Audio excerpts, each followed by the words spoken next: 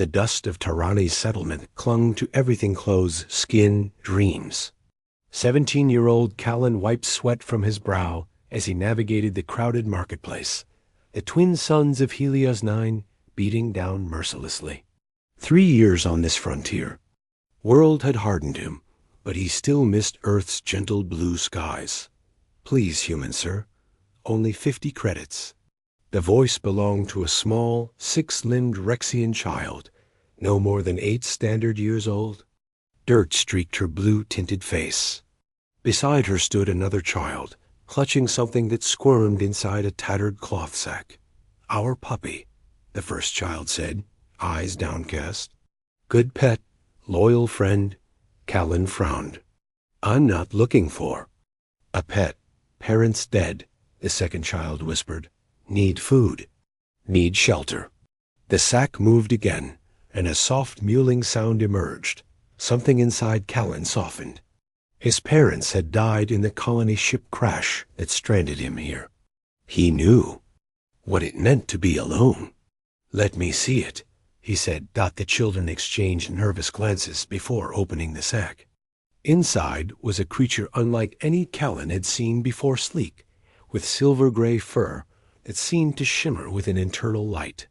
Its head was elongated, with delicate ear tufts and startlingly intelligent golden eyes. It was about the size of a Terran house cat, with 6 slender limbs ending in retractable claws. What species is it? Callan asked. Just puppy, the first child insisted. Good pet. The creature looked up at Callan and made a chirping sound. It didn't look dangerous, just small and vulnerable. Something in those golden eyes called to him. 40 credits, he said, reaching for his wallet. Relief flooded the children's faces. Yes, good price. As Callan handed over the credits, the second child whispered, Her name Mira. She remember kindness. Callan tucked the creature into his jacket. I'll take good care of her. He glanced back as he left the market, but the children had already vanished into the crowd. That night in his small prefab shelter on the colony's edge, Callan examined his new pet more carefully. Mira moved with surprising grace, exploring every corner of the room with curious sniffs. When she finally settled on his lap, her body vibrated with a purr-like rumble. What are you really? He murmured, stroking her silver fur. Myra looked up at him, golden eyes reflecting the dim light, and Callan felt something profound, a connection that transcended species. He'd been alone since the crash, working odd jobs and keeping to himself. Now, somehow, he wasn't alone anymore. As the weeks passed, Mira grew rapidly. Her fur developed iridescent patterns that seemed to shift with her moods. She was intelligent beyond any pet Callan had known, learning commands instantly, solving simple puzzles, even seeming to understand his emotional states. One night, he awoke to find Myra standing alert at the window, a low growl emanating from her throat. Outside, shadows moved against the moonlight. What is it, girl? Callan whispered. The growl deepened, and for the first time, Callan glimpsed something dangerous in those golden eyes, something predatory, something that made him wonder what exactly he had welcomed into his home. 3 months after bringing Mira home, Callan noticed the changes. She'd grown to the size of a large dog, her once delicate limbs now corded with muscle. The silver-gray fur had darkened in places to form distinct patterns, and her golden eyes had developed vertical pupils that expanded in darkness to impossible widths. Most alarming were the teeth rows of them, sharper than any Earth predator's. Yet she remained gentle with him, pressing her head against his hand for scratches, sleeping curled at the foot of his bed. She hunted the local wildlife with terrifying efficiency, but always returned to his side, sometimes bringing back strange gifts, interesting rocks, colorful leaves, once even a piece of technology that Callan later discovered was a valuable pre-colony artifact. It was a scorching afternoon when Callan spotted the Rexian children again, huddled in an alley behind the trading post. They flinched when he approached. "The creature," the older one hissed. "Still alive? Mira?" "Yes, she's thriving." "Why, leave Tyrannis," the younger one interrupted. "They come, bad people, looking for Project Miralex." "Project what? What are you talking about? Who's coming?" But the children backed away, eyes wide with fear. "Too late," the older one whispered, pointing skyward. Callan looked up to see a sleek black ship cutting through the clouds, unlike the bulky cargo vessels that typically visited their remote colony. It bore no markings, no registration numbers. "What have you gotten me into?" Callan demanded, but the children had vanished. That night, strangers appeared in the settlement, tall figures in unmarked tactical gear, asking questions, showing holoimages. Callan kept Myra hidden in his shelter, heart pounding whenever footsteps approached his door. Just before dawn, his emergency comm buzzed old Tanner from the mechanics bay where Callan occasionally worked.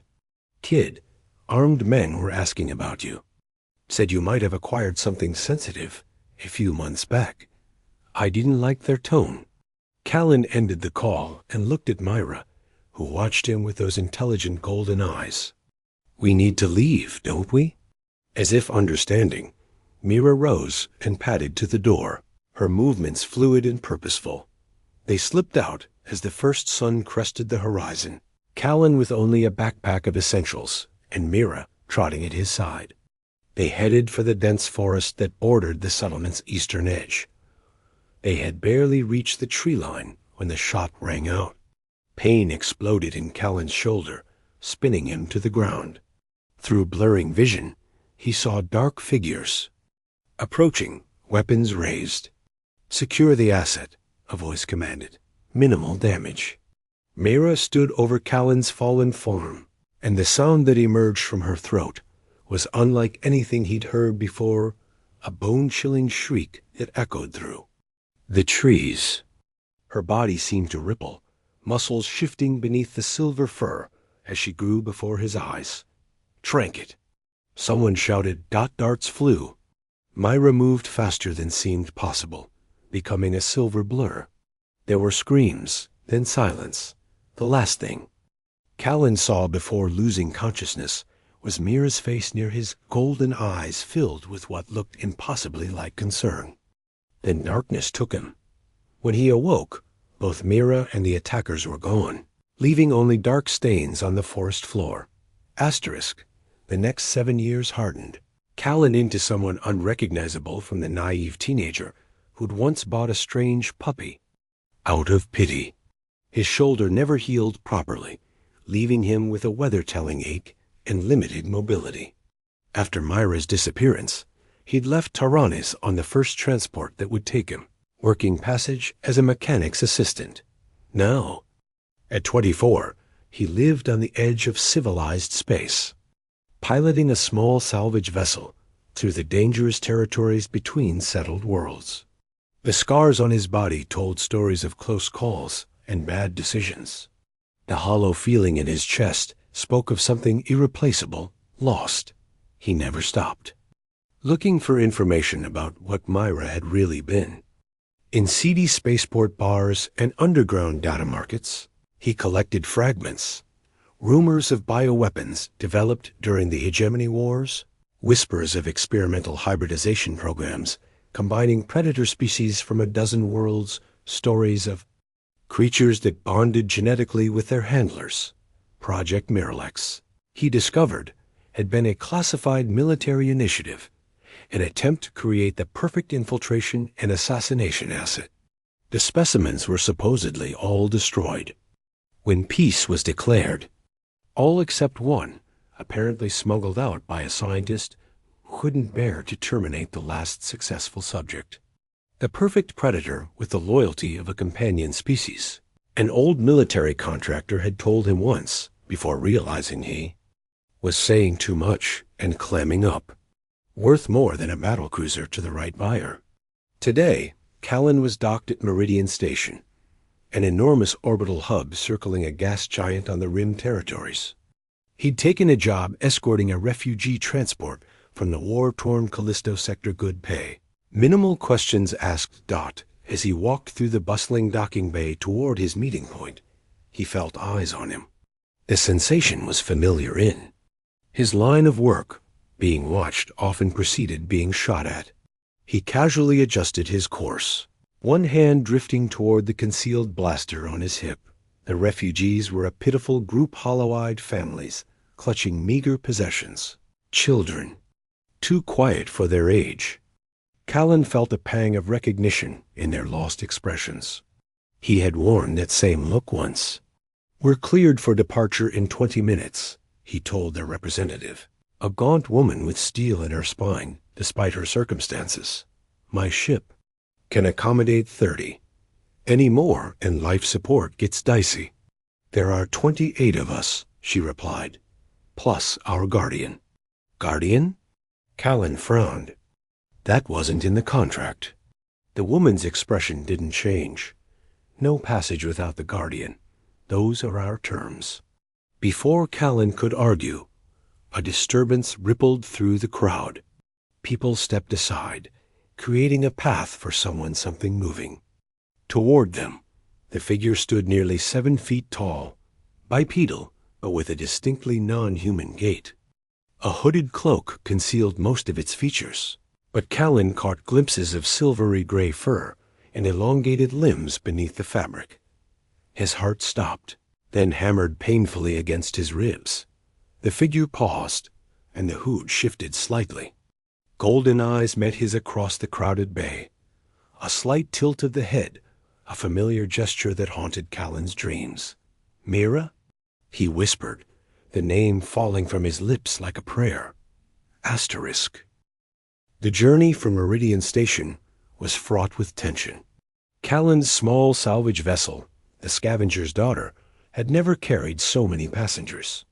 The refugees huddled in the cargo hold, converted hastily with emergency sleeping platforms and minimal privacy screens. The children watched Callan with wary eyes whenever he brought supplies. And then there was Myra.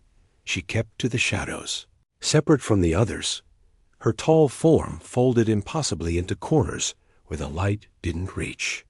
The refugees treated her with a mixture of fear and reverence. When Callan asked about her, they fell silent or changed the subject. On the third night, as the ship drifted through the silence between jump points, Callan found himself alone in the cockpit, staring at the stars. He felt her presence before he heard her, that same inexplicable connection they'd shared years ago. "You remember me," he said without turning. The air shifted as she moved closer. A sound not quite speech, not quite animal emanated from. Behind him, Callan swiveled his chair slowly. Myra stood just inside the cockpit doorway, hood pulled back to reveal her face. The years had transformed her from the small puppy he'd purchased into something magnificent and terrifying. Her elongated face retained the basic structure he remembered, but maturity had sharpened every feature. The golden eyes remained unchanged, intelligent, piercing, familiar. "I looked for you," Callan said quietly. "For years." Mira moved forward in that fluid, impossible way she had. Up close, Callan could see the iridescent patterns in her fur, the slight shimmer that seemed to dance beneath the surface. She extended one clawed hand toward his scarred shoulder, hesitating just short of touching him. "It's okay," he said. The touch was gentle, claws retracted, pads surprisingly soft against the knotted scar tissue. A low rumbling emanated from her chest, reminiscent of the purring sound she'd made as a cub. "The woman who spoke for the refugees called you their guardian," Callan said. "What happened to you after Tyrannis?" Mira made a series of clicks and whistles, frustration evident in her posture. "You can't speak? Not in a way I can understand." She shook her head, then looked pointedly at the ship's console. With startling dexterity, she extended one claw and began to type on the auxiliary keypad. "Hunted, escaped, found others like me. Protected weak. The crude words hit Callan like physical blows. Others like you? There were more? Gone now, I last. And these refugees? Why are you with them? Save them from bad ones. Same bad ones hunt me. Callan's hands clenched. The same people who came for you on Tyrannis? Who shot me? Myra nodded, then typed again. They follow you's now dot, as if summoned by her words. The proximity alarm blared. Callan lunged for the controls, pulling up the scanner display. 3 ships military grade with dampened signatures had dropped out of hyperspace behind them. How did they find us? Callan muttered, already calculating jump coordinates. Myra's claws clicked rapidly on the keypad. Tracker enemy. Always. Find. Sorry.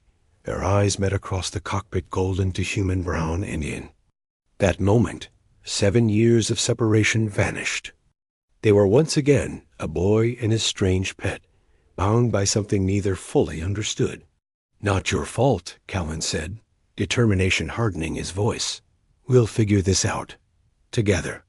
The comm system crackled to life. Unregistered vessel. This is security directive enforcement. Power down and prepare to be boarded. Surrender the Miralex asset immediately. Callan looked at Mira, at the refugees depending on them both. No, he said simply, and fired the engines. The refugee settlement on Vesta Prime was little more than a collection of prefabricated structures nestled in a verdant valley. But to the families Callan and Mira had escorted, it was salvation. 3 weeks had passed since their narrow escape from the security directive ship, 3 weeks of evasive maneuvers, false transponder signals, and dangerous jumps through unmapped corridors of space. Callen watched from the edge of the settlement. As children played in the open air for the first time in months, their laughter a stark contrast to the silence that had filled his ship during their journey. Beside him, Mira stood tall, her silver-gray fur gleaming in the afternoon sunlight. They'll come again, he said quietly, as long as they can track you. Myra nodded, her golden eyes scanning the horizon. She extended her claw toward the datapad Callan carried. I know. Must end this. The tracker, can it be removed? Tried. Grows back. Part of me now. Callan ran a hand through his hair, frustration evident in every line of his body. Then what? We. Keep running? These people stay in danger? Myra's expression so alien, yet somehow expressive, shifted to something Callan recognized as determination. She typed again, nitrogen monoxide. We hunt hunters. The plan took shape over the following days. Through the refugee network, they located a former security directive scientist, a woman who had worked on Project Miralex before defecting when she discovered the true nature of the experiments. She lived in hiding on a mining colony 3 systems away. The tracking signature can't be removed, Dr. Elara Lean confirmed after examining Mira. Her hands shook slightly as she packed away her scanner. It's encoded at the cellular level, but it can be masked temporarily, enough to get you close to their main facility. And then? Callan asked. Dr. Lin's eyes hardened. And then you end it. The project, the specimen's genetic data, the people. Who would use creatures like Myra as weapons, all of it? The security directive's research facility orbited a dead moon in a system without a name, just a numerical designation. Callan's ship approached with falsified credentials, its true signature, masked by the countermeasures Dr. Lin had provided. Mira, temporarily hidden from their sensors, waited in the cargo hold. One chance, Callan murmured as they prepared to dock. Make it count. What followed would later be described in classified reports as a security breach of unprecedented proportions. Witnesses spoke of a silver shadow moving faster than sight, of a human man working methodically through the station systems, planting devices at key junctions. They spoke of doors sealed, of communication arrays disabled, of data cores wiped clean dot at the heart of the facility. Callan faced the project director, a cold-eyed woman whose surprise at seeing him quickly hardened to contempt. "You're the boy from Taranis," she said, "the one who thought he had a pet. And you're the one who's going to tell me how to end this." Callan replied, blaster steady in his hand. Her laugh was brittle. "End it? We've already begun again. The new specimens are in production." Miralax was just the prototype. A scream echoed down the corridor, followed by an alarm. "Your pet won't get far," the director said. "We've improved our containment protocols." Callan's comm unit buzzed the signal from Mira that she'd found what they were looking for. He backed toward the door. "She's not my pet," he said. "She's family." Later, as the facility burned behind them, Callan and Mira stood in the cockpit of the Scavenger's Daughter, watching the explosion consume years of horrific research. Myra's claws clicked on the keypad. Others like M.E. found them, freed them. Callan's eyes widened. There were more? Alive? Cubs, like I was. Need help. Need home. The ship's cargo hold now contained 5 small containers, each housing a creature. That looked remarkably like Myra had when Callan first met her silver-gray fur. Golden eyes, 6 limbs ending in delicate, deadly claws. "They'll hunt us forever," Callan said softly. Mira's response was simple. Together stronger. Family dot as the ship jumped to hyperspace. Callan thought about the frightened teenage boy who had once purchased a strange alien puppy out of pity, and how that single act of kindness had altered the course of his life. He thought about family, not the one you're born to, but the one you choose and the one that chooses you. Beside him, Myra stood watch, her golden eyes fixed on the stars ahead. Behind them, 5 cubs slept peacefully, unaware that their future had just been rewritten by an unlikely pair, a human and the predator who had returned to his side. Asterisk.